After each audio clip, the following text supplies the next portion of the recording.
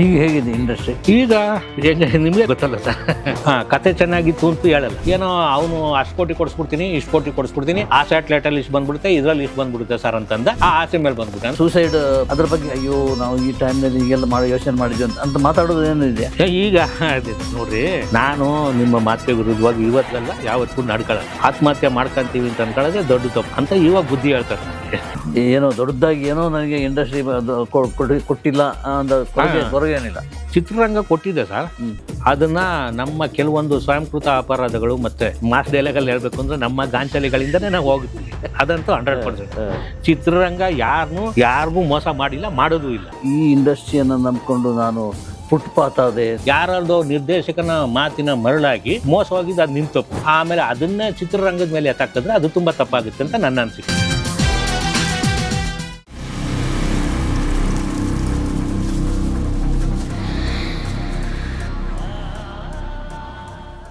ಈಗ ಹೇಗಿದೆ ಇಂಡಸ್ಟ್ರಿ? ಈಗ ನಿಮಗೆ ಗೊತ್ತಲ್ಲ ಸರ್? ನನಗೆ ಗೊತ್ತಿದೆ, ಬೇರೆ ಬೇರೆ ರೀತಿಯಲ್ಲಿ ಗೊತ್ತಿದೆ.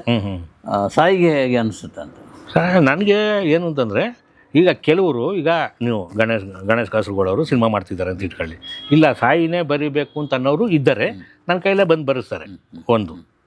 ಆಮೇಲೆ ಈಗ ಅವ್ರು ಬೇಡ, ಅವರೆಲ್ಲ ಹೋಗ್ಬಿಟ್ಟವ್ರೆ, ಅಳಬರಾಗ್ಬಿಟ್ರು ಅಂತ ಅನ್ನೋದಿದೆಯಲ್ಲ, ಅದು ನಾನು ಅಕ್ಸೆಪ್ಟ್ ಮಾಡಲೇಬೇಕು. ಯಾಕೆಂತಂದರೆ ಈಗ ನಾನು ಬಂದ ಕಾಲದಲ್ಲಿ ನಾನು ಹೊಸಬನೇ ಅಲ್ವಾ, ಆಗೆಲ್ಲ ನಾನು ಹೊಸದಾಗಿ ತಗೊಂಡು ಎಲ್ಲ ಇದು ಮಾಡಿದ್ರಲ್ಲ, ಈಗಲೂ ಕೂಡ ಹೊಸಬ್ರು ಬರಲಿ ಬೆಳೀಲಿ, ಆದರೆ ಪರ್ಮನೆಂಟಾಗಿ ಅವರು ಒಂದು ತಮ್ಮ ಚಾಪನ್ನು ಮೂಡಿಸ್ಲಿ ಅಂತ ಸುಮ್ಮನೆ ಏನೋ ಬಂದ್ಬಿಟ್ಟು ಏನೋ ಡೈಲಾಗ್ ಬರ್ಬಿಟ್ಟು ಹೋಗ್ಬಿಡೋದಲ್ಲ. ಹೌದು ಸರ್, ಹೌದು, ಕರೆಕ್ಟ್. ಈ ಥರದ್ದು ಅದನ್ನು ನಾನು ಹೊಸಬ್ರಿಗೆ ಕೇಳ್ಕೊಂಡ್ರೆ, ಆಮೇಲೆ ಹೊಸಬರು ಅವಕಾಶಗಳು ಕೇಳ್ಕೊಂಬರ್ತಾರಲ್ಲ, ಅದರಲ್ಲೂ ಕೂಡ ಅಲ್ಲೇ ಟ್ಯಾಲೆಂಟ್ ಉಪಯೋಗಿಸ್ಬೇಕು ಅವರು. ಈಗ ಒಬ್ಬ ರೈಟರ್ ಆಗಬೇಕು ಅಂತ ಇರ್ತಾನೆ ಅಂತ ಇಟ್ಕೊಳ್ಳಿ, ಅವರು ಡೈರೆಕ್ಟ್ರ್ ಜೊತೆ ಫಸ್ಟು ರೈಟ್ರನ್ನ ಕಾಂಟ್ಯಾಕ್ಟ್ ಮಾಡ್ತಾರೆ. ಸರ್ ನಾನು ನಿಮ್ಮ ಜೊತೆ ಕೆಲಸ ಕಲಿತೀನಿ ಅಂತ ಬಂದರೆ ಓಕೆ ಸರ್, ನಾನು ಕಥೆಗಳು ಬರ್ದಿದ್ದೀನಿ ಸರ್, ಅದು ಬರ್ದಿದ್ದೀನಿ ಸರ್, ಈ ಡೈಲಾಗ್ಗಳು ಹಿಂಗೆ ಬರ್ದಿದ್ದೀನಿ ಸರ್, ಈ ಡೈಲಾಗ್ಗಳು ಹಿಂಗೆ ಬರ್ದಿದ್ದೀನಿ ಸರ್, ಪೇಜ್ಗಟ್ಟಲೆ ಬರ್ಕೊಂಬಂದರೆ ಅಲ್ಲ ಡೈಲಾಗ್ ಹತ್ರ ಡೈಲಾಗ್ ಬಂದು ನಾನು ಬರ್ದಿದ್ದೀನಿ, ನಾನು ಬರೀತೀನಿ ಅಂತಂದರೆ ಅವ್ರು ಸಪೋರ್ಟ್ ಮಾಡ್ತಾರೆ. ಸಪೋರ್ಟ್ ಮಾಡಿದ್ರು ಕೂಡ ನಿನಗೇನು ಕೆಲಸನೇ ಕಲ್ತಿರಲ್ಲ, ಬಂದು ನೀನು ಡೈರೆಕ್ಟಾಗಿ ಆಮೇಲೆ ಯಾರ ಹತ್ರ ಹೋಗಿ ಏನು ಅವಕಾಶ ಕೇಳಬೇಕು ಅನ್ನೋದು ಫಸ್ಟು ಗೊತ್ತೇ ಇಲ್ಲ. ಈಗ ಸಿಂಗರ್ ಆಗಬೇಕು ಅಂತಂದರೆ ಮ್ಯೂಸಿಕ್ ಡೈರೆಕ್ಟರ್ ಹತ್ರ ಹೋಗಿ ಅವಕಾಶಗಳು ಕೇಳಬೇಕು. ಒಬ್ಬ ಸಿಂಗರ್ ಆಗಬೇಕು ಅಂತ ಬಂದವನು ರೈಟರ್ ಹತ್ರ ಬಂದು ಕೇಳಿದ್ರೆ ಅವನೇನು ಹೇಳ್ತಾನೆ ಸರ್, ಸಾಪಾಸ ಹೇಳಕ್ಕೆ ಬರುತ್ತೆ ಅವ್ರಿಗೆ, ಆಗಲ್ಲ. ಈ ಥರದ್ದೆಲ್ಲ ಇದೆ. ಒಂದಷ್ಟು ಜೀವನದ ಎಕ್ಸ್ಪೀರಿಯೆನ್ಸ್ಗಳನ್ನ ಸಿನಿಮಾ ಅಂದ್ರೇ ಕಲ್ಪನೆ 50%, 20% ಜೀವನದ ಅನುಭವ, ಅದ್ರ ಜೊತೆಗೆ ನಮ್ಮ ಸುತ್ತಮುತ್ತ ಏನು ನಡೀತಾ ಇರ್ತದೆ 25% ತಿಳ್ಕೊಂಡು, ಜೊತೆಗೆ ನಮ್ಮ ಆಡಿಯನ್ಸು ಮತ್ತು ಪ್ರೊಡ್ಯೂಸರು ಮತ್ತು ನಿರ್ದೇಶಕರ ಮನಸ್ಸೊಳಗಡೆ ನುಗ್ಗಿ ಇದನ್ನು ಈ ಡೈಲಾಗ್ನ ಬರೆದ್ರೆ ಪ್ರತಿಯೊಬ್ಬ ಆಡಿಯನ್ಸ್ಗೂ ಅಭಿಮಾನಿಗಳಿಗೂ ಇಷ್ಟ ಆಗುತ್ತೆ, ಪ್ರೇಕ್ಷಕರಿಗೂ ಇಷ್ಟ ಆಗುತ್ತೆ ಅಂತ ಫಸ್ಟು ಅವನು ಆಡಿಯನ್ಸ್ ಮನಸ್ಸಿಗೆ ನುಗ್ಗಬೇಕು, ನಂತರ ನಿರ್ದೇಶಕನ ಮನಸ್ಸಿಗೆ ನುಗ್ಗಬೇಕು, ನಂತರ ಪ್ರೊಡ್ಯೂಸರ್ನ. ಅದ್ರ ಆ್ಯಕ್ಚುಲಿ ಸರ್ ಪ್ರೊಡ್ಯೂಸರ್ ಹಿಡಿಯೋದೇ ದೊಡ್ಡ ಟ್ಯಾಲೆಂಟ್ ಸರ್, ಅದನ್ನು ಕೂಡ ನಿಮಗೆ ಗೊತ್ತಲ್ಲ, ಅದು ಪ್ರೊಡ್ಯೂಸರ್ ಹಿಡಿಯೋ ಟ್ಯಾಲೆಂಟ್ ಅಂತೂ ನಮಗೆ ಗೊತ್ತಿಲ್ಲ. ಉಳಿಸ್ಕೊಳ್ಳೋದು ಆಮೇಲೆ ನನಗೆ ಅದೆಲ್ಲ ಗೊತ್ತಿಲ್ಲ, ಆದರೆ ನನ್ನ ಅನುಭವಕ್ಕಂತೂ ಬಂದಿಲ್ಲ. ಸುಮಾರು ಜನ ಪ್ರೊಡ್ಯೂಸರ್ಗಳು ಬಂದರು ಈ ಥರ, ಸರ್ ಆ ಡೈರೆಕ್ಟ್ರನ್ನ ಹಾಕೊಂಡೆ ಹಿಂಗೆ ಮಾಡ್ಕೊಂಡು ಹೋಗ್ಬಿಟ್ಟೆ ಸರ್. ಅಲ್ಲ ರೀ, ನಿಮ್ಗೆ ಪಿಕ್ಚರ್ ಎಜುಕೇಷನ್ನೇ ಗೊತ್ತಿಲ್ಲ, ಬಂದು ಹೌದು ನೀವು ಸಿನಿಮಾ ಏನಕ್ಕೆ ಮಾಡಿದ್ರಿ ನೀವು ಅಂತಂದರೆ, ಸರ್ ಕತೆ ಚೆನ್ನಾಗಿತ್ತು ಅಂತೂ ಹೇಳಲ್ಲ. ಏನೋ ಅವನು ಅಷ್ಟು ಕೋಟಿ ಕೊಡಿಸ್ಬಿಡ್ತೀನಿ, ಇಷ್ಟು ಕೋಟಿ ಕೊಡಿಸ್ಬಿಡ್ತೀನಿ, ಆ ಸ್ಯಾಟಲೈಟಲ್ಲಿ ಇಷ್ಟು ಬಂದ್ಬಿಡುತ್ತೆ, ಇದರಲ್ಲಿ ಇಷ್ಟು ಬಂದ್ಬಿಡುತ್ತೆ ಸರ್ ಅಂತಂದ ಆ ಆಸೆ ಮೇಲೆ ಬಂದ್ಬಿಟ್ಟೆ ಅಂದರೆ ಮತ್ತೆ ನೀವು ಅಲ್ಲೇ ಸೋತಿದ್ದೀರಲ್ರಿ. ಅಲ್ಲ ರೀ, ನೀವು ಡೈರೆಕ್ಟ್ರ್ ಹತ್ರ ಬಂದು ನೀವು ಕತೆ ಹೇಗಿದೆ, ಹೆಂಗೆ ಮಾಡಬೇಕು, ಏನು ಕತೆ ಅಂತೆಲ್ಲ ತಿಳ್ಕೊಂತಾನೆ ಮಾಡಬೇಕು ಅಂತಂದ್ಬಿಟ್ಟು ಈ ಥರ ಎಷ್ಟೋ ಜನ ಡೈರೆಕ್ಟ್ರುಗಳಿಗೆ ಹೊಸದಾಗಿ ಬರ್ತಿರ್ತಕ್ಕಂಥ ಡೈರೆಕ್ಟ್ರುಗಳು ನನ್ನ ಮನವಿ ಏನು ಅಂತಂದರೆ, ಒಂದು ಸಿನಿಮಾ ಡೈರೆಕ್ಷನ್ಗೆ ನಿರ್ದೇಶನಕ್ಕೆ ಸಿಕ್ಕಿದ ತಕ್ಷಣ ಒಬ್ಬ ಪ್ರೊಡ್ಯೂಸರ್ನ ಉಳಿಸ್ಕೊಳ್ಳೋದ್ರ ಜೊತೆಗೆ ತನ್ನ ಉಳಿವನ್ನು ಉಳಿಸ್ಕೊಂಡು ಸಿನಿಮಾನ ಹಿಟ್ ಮಾಡಿ ರೆಮಂಡ್ರೇಷನ್ನೇ 1.5 ಕೋಟಿ 2 ಕೋಟಿ ತಗೊಳ್ಳೋ ಥರ ಆಗಬೇಕು ಅಂತ ಅನ್ನೋದು ಮೈಂಡಲ್ಲಿ ಇರಬೇಕು. ಆದರೆ ಈಗ ಬರ್ತಿರೋರು ಎಲ್ಲರಿಗೂ ಅಲ್ಲ, ಈಗ ಬರ್ತಿರೋರು ಏನು ಅಂತಂದರೆ, ಹೌದಾ ಗಣೇಶ್ ಕಾಸರಗೋಡು ಬಂದ್ರ ಇವ್ರ ಹತ್ರ ಎಷ್ಟು ಗೆಬ್ರಕೊಂಬಿಡೋಣ ಫಸ್ಟು, ಆ ಜೀವನ ಆವತ್ತು ಮಾಡ್ಕೊಂಬಿಟ್ರೆ ಸಾಕು ಅಂತ ಅವರೇ. ಇದು ತುಂಬ ತಪ್ಪು ಅಂತ ನನ್ನ ಅನಿಸಿಕೆ. ನಿಮ್ಗೇನು ಅನಿಸುತ್ತೆ ಸರ್? ಇಲ್ಲ ಪಕ್ಕ ಇದೆ, ಕರೆಕ್ಟ್ ಆಗಿದೆ.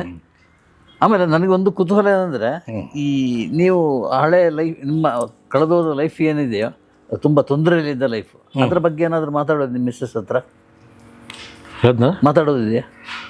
ನಮ್ಮ ಒಂದು ಸೂಸೈಡ್ ಪ್ರಸಂಗ ಬಂತಲ್ಲ, ಅದ್ರ ಬಗ್ಗೆ ಅಯ್ಯೋ ನಾವು ಈ ಟೈಮ್ನಲ್ಲಿ ಈಗೆಲ್ಲ ಮಾಡೋ ಯೋಚನೆ ಮಾಡಿದ್ವಿ ಅಂತ ಮಾತಾಡೋದು ಏನು ಇದೆಯಾ?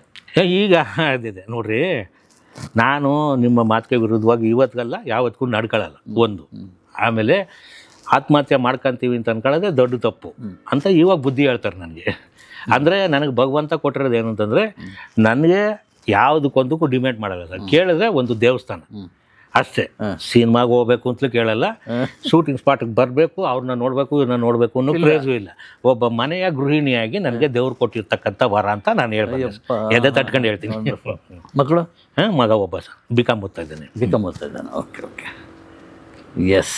ಆರಾಮಾಗಿದ್ರಿ? ಆನೆ ಆನೆ ಆನೆ ಅಂದರೆ ಆರೋಗ್ಯ, ಆರೋಗ್ಯ. ನೇ ಅಂದರೆ ನೆಮ್ಮದಿ, ಎರಡೂ ಇದೆ. ಎರಡೂ ಇದೆ, ಸಮಸ್ಯೆ ಇಲ್ಲ. ಏನೋ ದೊಡ್ಡದಾಗಿ ಏನೋ ನನಗೆ ಇಂಡಸ್ಟ್ರಿ ಕೊಟ್ಟಿಲ್ಲ ಅಂದ ಕೊರಗೇನಿಲ್ಲ. ಚಿತ್ರರಂಗ ಕೊಟ್ಟಿದೆ ಸರ್. ಅದನ್ನು ನಮ್ಮ ಕೆಲವೊಂದು ಸ್ವಯಂಕೃತ ಅಪರಾಧಗಳು ಮತ್ತು ಗಾಂಚಲಿ ಅಂತಂದ್ರೆ ಮಾಸ್ ಡೈಲಾಗಲ್ಲಿ ಹೇಳ್ಬೇಕು ಅಂದರೆ ನಮ್ಮ ಗಾಂಚಲಿಗಳಿಂದನೇ ನಾವು ಹೋಗುತ್ತೀವಿ. ಅದಂತೂ 100%. ಚಿತ್ರರಂಗ ಯಾರಿಗೂ ಮೋಸ ಮಾಡಿಲ್ಲ, ಮಾಡೋದು ಇಲ್ಲ. ಅದನ್ನು ನಂಬಿ ಅದನ್ನು ಪ್ರೀತಿಸಿ ಕೆಲಸ ಮಾಡಿದ್ರೆ 100% ಕೈ ಇರ್ತದೆ. ಇದರಲ್ಲಿ ನನ್ನ ತಪ್ಪು ಅಂದರೆ ಇತ್ತೀಚೆಗೆ ನನಗೆ ಕೆಲಸಗಳಿಲ್ಲದೆ ಇರ್ತಕ್ಕಂಥ ಟೈಮಲ್ಲಿ ಆತ್ಮಾವಲೋಕನ ಮಾಡ್ಕೊಳ್ಳೋಕೆ ತುಂಬ ನನಗೆ ದಾರಿ ಸಿಕ್ತು.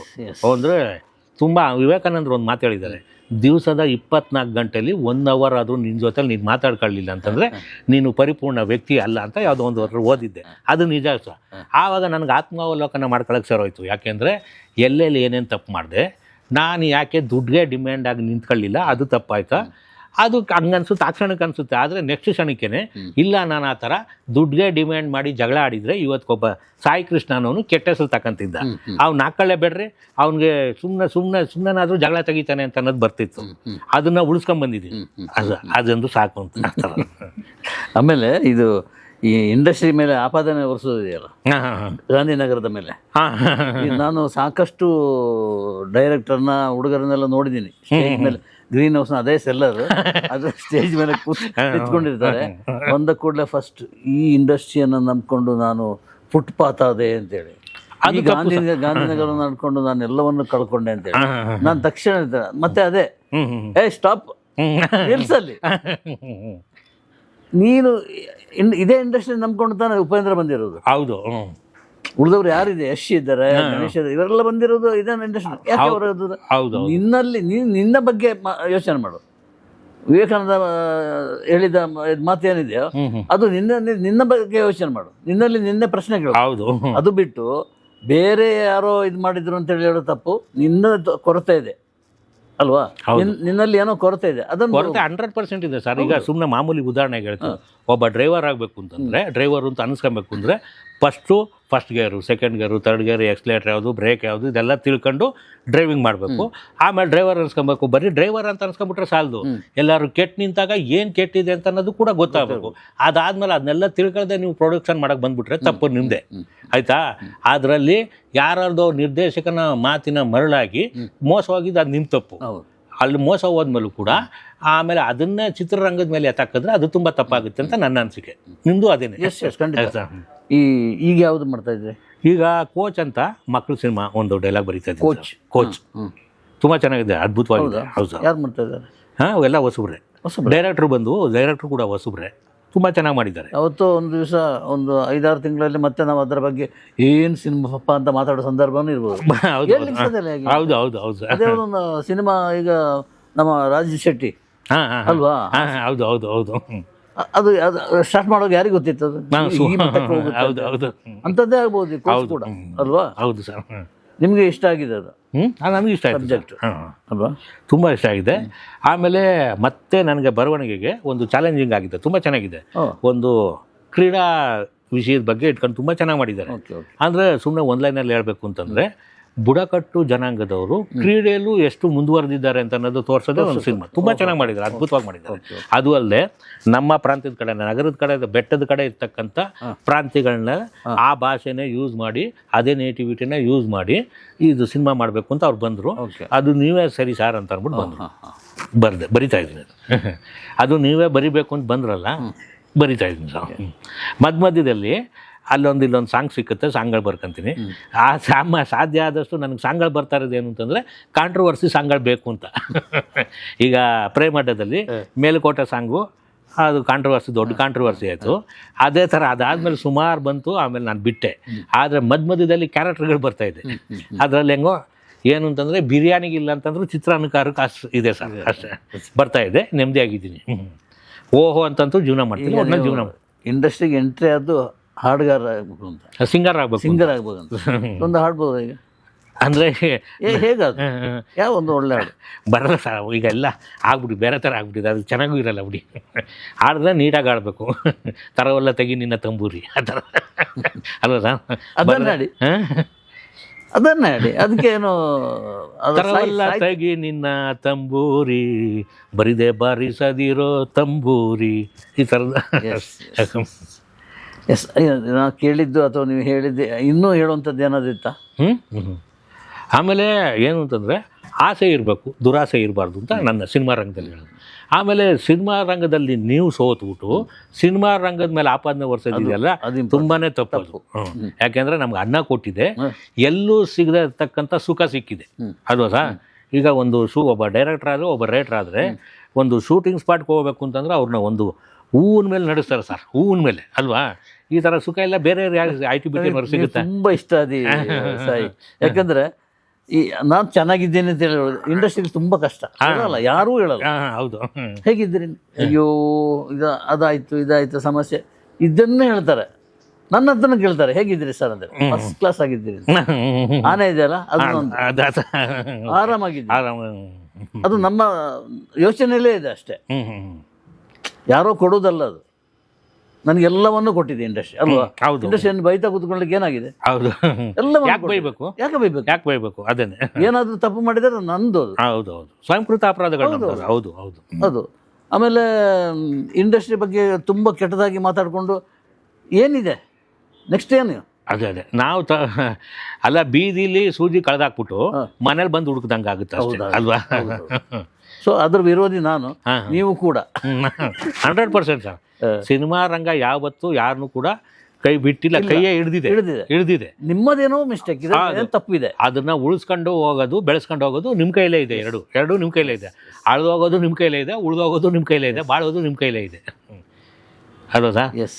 ಒಬ್ಬಷ್ಟು ನಮ್ಮ ಹೊಸ ನಿರ್ಮಾಪಕರಿಗೆ ಏನು ಅಂತಂದರೆ, ಫಸ್ಟು ಇದ್ರ ಬಗ್ಗೆ ಬೇಸಿಕ್ ತಿಳ್ಕೊಂಬನ್ನಿ, ಬೇಸಿಕ್ ಅಂತ. ಆಮೇಲೆ ಯಾರೋ ಡೈರೆಕ್ಟ್ರ್ ಏನೇನೋ ಹೇಳ್ಬಿಟ್ರು ಅಂತ ಆ OTT 2 ಕೋಟಿ ಬಂದ್ಬಿಡುತ್ತೆ ಸರ್, ಇದರಲ್ಲಿ ದುಡ್ಡು ಬಂದ್ಬಿಡುತ್ತೆ. ಅದೆಲ್ಲ ಸುಳ್ಳು ಸರ್, ಅದು ಹೋಯ್ತಾಕಲ್ಲ. ಅದನ್ನು ಏನು ಅಂತಂದರೆ ನೀವು ಪ್ರಾಕ್ಟಿಕಲಾಗಿ ಅನುಭವಿಸ್ದಾಗಲೇ ನಿಮಗೆ ಗೊತ್ತಾಗೋದು. ಆವಾಗ ಹೇಳಿದ್ರು, ಆದರೆ ಒಂದು ಪ್ರೊಡ್ಯೂಸರ್ ಹೇಳ್ತೀನಿ ನಿಮಗೆ ಕೇಳಿ. ಬಂದರು, ಕಥೆಯೆಲ್ಲ ಹೇಳಿದ್ರು, ಡೈರೆಕ್ಟ್ರನ್ನೂ ಕರ್ಕೊಂಬಂದರು. ನಾನು ಸರ್ ಇದು ನೀವು ಏನಕ್ಕೋಸ್ಕರ ಸಿನಿಮಾ ಮಾಡ್ತಿದ್ದೀರಿ? ಅದೇ ದುಡ್ಡು ಮಾಡ್ಕೊಳ್ಳುತ್ತೆ ಸರ್, ಅಂದರೆ ಒಳ್ಳೆ ಸಿನಿಮಾ ಮಾಡಬೇಕು ಅಂತಲ್ಲ ಅಂತಂದರೆ.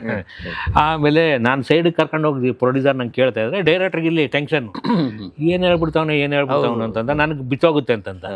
ಸರಿ, ಪ್ರೊಡ್ಯೂಸರ್ ಹಂಗೆ ಹೋದ ತಕ್ಷಣ, ಸರ್ ಏನಾರು ಹೇಳಿ ಇದು ಮಾಡಿಸ್ಬಿಟ್ಟಿದ್ರಿ ಸರ್, ಬೇಡ, ನನಗೂ ಗೊತ್ತು ಸರ್ ಕತೆ ಚೆನ್ನಾಗಿಲ್ಲ ಅಂತ, ಸ್ವಲ್ಪ ನೀವೇ ಏನು ಮಾಡಿ ಅದಕ್ಕೆ ಏನಾದ್ರು ಒಂದು ಶಕ್ತಿ ಕೊಟ್ಟು ನೀವೇ ಮಾಡಿಕೊಡಿ ಸರ್, ಅದಕ್ಕೋಸ್ಕರ. ಆಮೇಲೆ ಈ ಪ್ರೊಡ್ಯೂಸರ್ನ ಕಳಿಸ್ಬಿಟ್ಟು ಈ ಕಡೆ ಡೈರೆಕ್ಟ್ರನ್ನ ಮೇಂಟೈನ್ ಮಾಡಲ, ಈ ಕಡೆ ಪ್ರೊಡ್ಯೂಸರ್ ಮೇಂಟೈನ್ ಮಾಡಲ, ಈ ಥರ ಇಕ್ಕಟ್ಟಿನ ಪರಿಸ್ಥಿತಿನೂ ಇದೆ, ತಗ್ಲಾಕೊಂಡಿದೆ.